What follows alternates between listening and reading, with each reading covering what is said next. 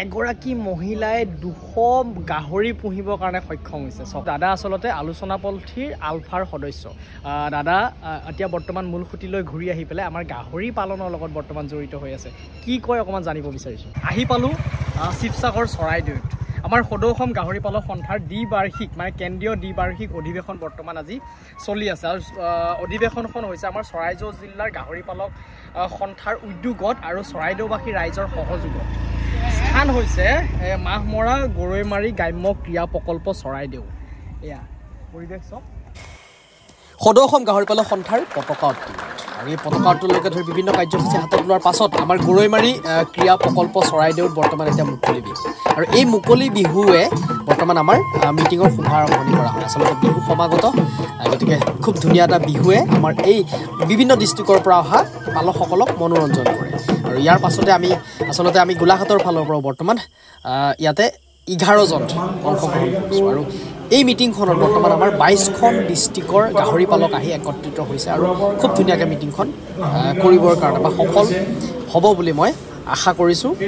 বা এনেধৰণে মিটিঙত আমাৰ সকলোখিনি মানে ব্যস্ত মিটিং কৰিবৰ কাৰণে। আৰু আজি এই যে দেখা পাইছে আচলতে 22খন ডিষ্ট্ৰিক্টৰ গাহৰি পালক একত্ৰিত হৈ খুব ধুনীয়াকৈ মিলা প্ৰীতিৰে এসাঁজ ভাত খোৱা হৈছে। আৰু ভাত যে খাই আছে, খানা হ'ল গাহৰি। খুব ধুনীয়া ইয়াৰ পৰিৱেশ চব গাহৰি পালকৰ খানা। আচলতে 22খন জিলাৰ গাহৰি পালকৰ খানা। আমাৰ অধিৱেশনত আজি এগৰাকী বাইদেউক আচলতে মই লগ পালোঁ।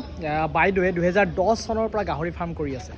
মহিলা হিচাপে গাহৰি ফাৰ্ম কৰি স্বাৱলম্বী হৈছে। গতিকে বাইদেউৰ মুখেৰে দুই এষাৰ কথা জানিব বিচাৰোঁ। বাইদেউক অকণমান চিনাকি কৰাই দিব বিচাৰিছোঁ। ভাবিছোঁ বাইদেউৰ মন্তব্যত আপোনালোকে অকণমান মহিলাসকলে আচলতে উৎসাহিত হ'ব। নমস্কাৰ, মোৰ নাম মনমণি চেতিয়া। মই বালিখিটিয়া গাঁও, হৰিদেৱ গাঁও পঞ্চায়ত, চৰাইদেউ ডিষ্ট্ৰিক্ট। মই এখন মাইনা পিগ ফাৰ্ম কৰি আছোঁ। লগতে মই organic green tea, red tea কৰি আছোঁ আৰু ভাৰ্মি কম্পষ্টো কৰি আছোঁ। গ্ৰীণ টিটো হৈছে অংকুৰ নেচাৰেল গ্ৰীণ টি নামেৰে নামাকৰণ দিছোঁ। তাৰ উপৰিও মই ফিচাৰী আছে, ফিচাৰী কৰিছোঁ। এই গাহৰিৰ লগত কিমান দিনৰ পৰা জড়িত? মই প্ৰথম অৱস্থাত ঘৰত এটা দুটাকৈ পুহিছিলোঁ। প্ৰথম ফাৰ্মিং কৰিম বুলি নহয় আৰু যি নেকি পেলনীয়া সামগ্ৰীৰে তেনেকৈ 2-3টাকৈ পুহি 10 চনত প্ৰথম তেনেকৈ পুহিছিলোঁ। তাৰপিছত 2015 চনত মই 2জনী গাহৰি পোৱালি দিয়াইছিলোঁ। কাৰণ তেতিয়া মানে কি হয়, গাহৰি 2জনী পোৱালি দিয়াই চাইছিলোঁ গাহৰি যিহেতু চাহিদা আছে। আমাৰ ওচৰতে সাপেখাতি সাপ্তাহিক বজাৰ আছে, সোমবাৰ বজাৰ। তেতিয়া মানে সাপ্তাহিক বজাৰখনতে গাহৰি পোৱালি বিক্ৰী হয়। সেই গাহৰি পোৱালিবোৰ আমাৰ গাঁৱতে নি থকা দেখোঁ। মই চিন্তা কৰিলোঁ এনেকৈ 2জনী দি চাওঁচোন। 2জনী দিলোঁ, 17টা পোৱালি পালোঁ। তাৰপিছত সেই তেনেকৈ মোৰ গাঁৱতে বিক্ৰী হ'ল। তেতিয়া আছিলে 2000 পৰা 2200 টকা তেনেকুৱাত পোৱালিবিলাক। তেতিয়া দাম নাছিলে। 10 চনত নহয়, 15 চনত হয়। 10 চনত মই ফেটেনিঙৰ কাৰণে সেই 2-3টা পুহিছিলোঁ। তেতিয়া মোৰ তাৰমানে ভাল লাগিলে। ওচৰ পাজৰ গাঁওখনতে যেতিয়া পোৱালিকেইটা বিক্ৰী গ'ল, তেতিয়াহ'লেতো মই অলপকৈ বঢ়াব পাৰোঁ নেকি। তেনেকৈ মই 2-4জনী কৰি তেনেকৈ 19 চনত মই 10জনী বৰ এটাৰ সৈতে ফাৰ্মিং কৰিলোঁ। তাৰপিছত লাহে লাহে এতিয়া বৰ্তমান কৰি আছোঁ। কিমান আছে এতিয়া ফাৰ্মত? এতিয়া ফাৰ্মত আছে ডাঙৰ 50টা মুঠতে, বৰ 4টা-5টা হয়। তাৰপিছত বাকী 45জনী হয়, মানে 45জনী মাদাৰ আৰু আছে। আচ্ছা, পোৱালিও আছে। হয়, মানে টোটেল কিমান আছে এতিয়া ফাৰ্মত আপোনাৰ? টোটেল এতিয়া প্ৰায় 284 আৰু 284 পোৱালিখিনি। তেলে আছে পোৱালিবিলাক। পোৱালি নি আছে। তেলে এগৰাকী মহিলাই 200 গাহৰি পুহিবৰ কাৰণে সক্ষম হৈছে। চব আপুনি 200 গাহৰি পুহি কিবা অসুবিধা হৈছে নে মহিলা হিচাপে? অসুবিধা তেনেকৈতো বিশেষ হোৱা নাই আৰু দানাটোৱে অলপ অসুবিধা হয়। কি খুৱাই আছে দানা?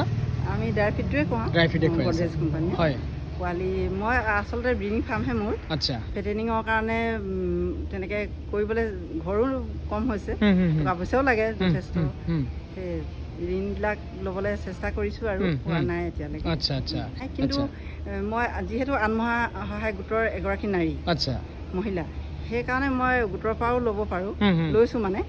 তাৰপিছত অকল মই গাহৰিয়ে নহয় মোৰ কথাটো আৰু এটা কৈ দিওঁ ইয়াৰ মাজতে মই চাহ খেতিও কৰোঁ গ্ৰীণ টি বনাওঁ টি আৰু গ্ৰীণ টি লগতে মই কেঁচুসাৰো কৰোঁ ঘৰতে আৰু মোৰ ফিচাৰী আছে ফিচাৰী 4টা 5টা মানে আছে পথাৰ লগতে সংযোগ কৰি মই মাছো পুহোঁ লোকেল মাছ আজি ইমান কেইবাবছৰ হ'ল আমি লোকেল মাছে খাই আছোঁ এগৰাকী নাৰীক মই এইটোৱে ক'ব বিচাৰোঁ মহিলাক নিজৰ ইচ্ছা আৰু আগ্ৰহ ধৈৰ্য লাগিব প্ৰথম ধৈৰ্য লাগিবই সাহস আৰু ধৈৰ্য লাগিবই প্ৰত্যেকে পাৰিব কিয় নোৱাৰিব আজিকালিতো মহিলাক বহুত সুবিধা দিছে যিহেতু মই এগৰাকী আত্মসহায়ক মহিলা বুলি আগতে কৈছোঁৱেই তেনেকৈ মই মহিলাবিলাক মোৰ ওচৰে পাঁজৰে কেইখনমান গাঁৱত আৰু মহিলাক মই আধি দিছোঁ মোৰ পোৱালিখিনি যদি থাকি যায় তেওঁলোকক যিহেতু আজি পোৱালিৰ দাম 6,000 পৰা 5,000 তেনেকৈ কিনিবলৈ চবৰে সামৰ্থ্য নাথাকে কিন্তু মই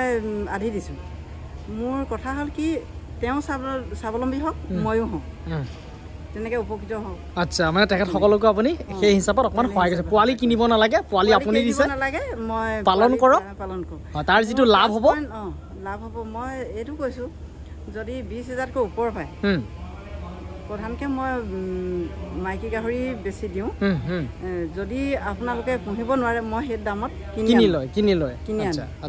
আনি হ'লেও মই তাহাঁতক মানে চিন্তা কৰিবলৈ নিদিওঁ আৰু ভয় কৰিব নালাগে কিবা এটা হ'লেও তেনেকৈ প্ৰব্লেম হ'লে মোক ক'ব লাগিব মই উঠাই লৈ আহিম তেলে চাওক এগৰাকী মহিলাসকলৰ কাৰণে কাম কৰি আছে তাতকৈ আৰু ভাল খবৰ এতিয়া বেলেগ নাই আচলতে বাইদেউক মই অকল গাহৰি পালক বুলি চিনাকি কৰাই দিছিলোঁ গাহৰি পালক নহয় তেখেতে মাছৰ লগত জড়িত কেঁচুসাৰৰ লগত জড়িত আৰু বিভিন্ন ধৰণৰ কামৰ লগত তেখেত জড়িত হৈ আছে গতিকে মই ভাবিছোঁ বাইদেউৰ এই মন্তব্যৰ পৰা আমাৰ বেলেগ মহিলাসকলে অকণমান উৎসাহিত হ'ব কাম কৰিবৰ কাৰণে আৰু এজন দাদাৰ আপোনালোকক মন্তব্য মই শুনাব বিচাৰিছোঁ দাদা আচলতে আলোচনাপন্থীৰ আলফাৰ সদস্য দাদা এতিয়া বৰ্তমান মূল সুঁতিলৈ ঘূৰি আহি পেলাই আমাৰ গাহৰি পালনৰ লগত বৰ্তমান জড়িত হৈ আছে কি কয় অকণমান জানিব বিচাৰিছোঁ দাদা নমস্কাৰ অকণমান আপোনাৰ পৰিচয় দিয়ক মোৰ নাম ঋষি ওৰফে আলতাফ হয় মই বৰ্তমান এতিয়া গাহৰি ব্যৱসায়ৰ লগত জড়িত আৰু ভাৰত চৰকাৰ আৰু অসম চৰকাৰে যথেষ্ট সহায় কৰিছে এই সহায়ৰ ক্ষেত্ৰতে মই গাহৰি পালন কৰি আগবাঢ়ি গৈছোঁ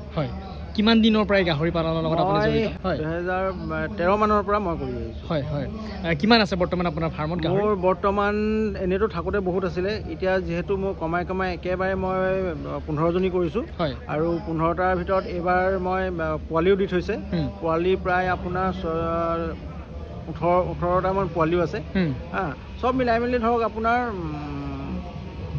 30-35 মান হ'বগৈ আচলতে আপুনি গাহৰি পালন কৰি পেলাই অকণমান সুখী নে মই সুখী ন আচলতে মই যদি চাওঁ আমাৰ আলোচনাপন্থীত বৰ্তমান আমাৰ মানে ভালেমান আলোচনাপন্থীৰ মানে বন্ধুৱে আচলতে দাদাই আমাৰ এই গাহৰি পালনটো আচলতে নিজৰ জীৱিকা হিচাপে বৰ্তমান লৈছে হয়নে নহয় অকল এই দাদাই নহয় আৰু বহুত আছে মই ভিডিঅ' আকাৰে দেখুৱাম বুলি এটা ভাবি আছোঁ মানে পৰ্যায়ক্ৰমে দাদা ধন্যবাদ এগৰাকী মোৰ লগত ভণ্টি আছে ভণ্টিয়ে খুব ধুনীয়া বাঁহী বজাইছে আৰু লগত এয়া সকলো নাচনি আছে আচলতে নমস্কাৰ মোৰ নাম অনিন্দিতা বৰগোহাঁই মই মাহমৰাৰ নিবাসী